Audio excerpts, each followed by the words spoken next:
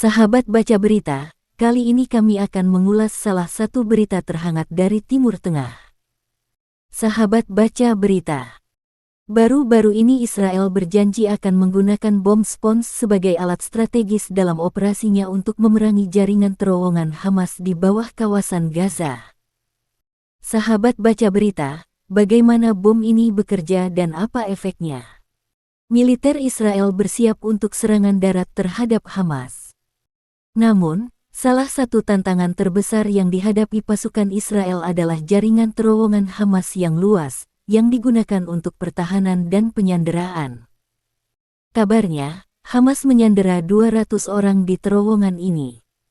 Hamas dilaporkan memiliki berbagai jenis terowongan dengan panjang ratusan kilometer dan kedalaman hingga 80 meter. Yang membentang di bawah jalur pantai berpasir seluas 360 km persegi dan perbatasannya. Untuk melawan Hamas melalui jaringan terowongannya, Israel dilaporkan membuat bom spons, yang menciptakan ledakan busa secara tiba-tiba mengembang dengan cepat dan kemudian mengeras. Menurut laporan Telegraph, bom spons ini, yang merupakan ciptaan unik pasukan pertahanan Israel, tidak mengandung bahan peledak tetapi berfungsi untuk menutup celah atau pintu masuk terowongan yang mungkin menjadi tempat munculnya pejuang musuh. IDF tetap bungkam mengenai penggunaan bom spons ini. Pada tahun 2021, mata yang jeli menyaksikan personel IDF mengerahkan perangkat cerdik ini selama latihan. Sebuah sistem terowongan tiruan dibangun di pangkalan militer Se'elim, yang terletak di dekat perbatasan Gaza, untuk mengasah keterampilan guna menavigasi jalur bawah tanah ini. Saat IDF bersiap menghadapi invasi darat yang akan datang, penting untuk menyiapkan strategi perjalanan yang menantang dan berpotensi berbahaya yang mungkin dialami pasukannya di dalam labirin terowongan ini. Terowongan ini dikenal dalam bahasa sehari-hari sebagai Metro Gaza. Untuk mencegah penyergapan ketika tentara masuk lebih jauh ke dalam jaringan labirin, bom spons akan menutup celah yang mungkin dieksploitasi oleh Hamas.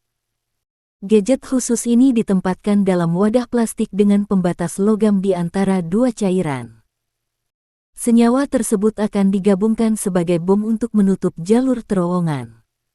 Untuk menemukan terowongan, tim khusus dalam Korps Teknik IDF diorganisasikan ke dalam unit pengintaian dan dilengkapi dengan radar penembus tanah, sensor udara dan darat, serta sistem pengeboran khusus. Sesuai laporan, IDF juga telah diberikan peralatan khusus yang memungkinkan mereka melihat ke bawah tanah.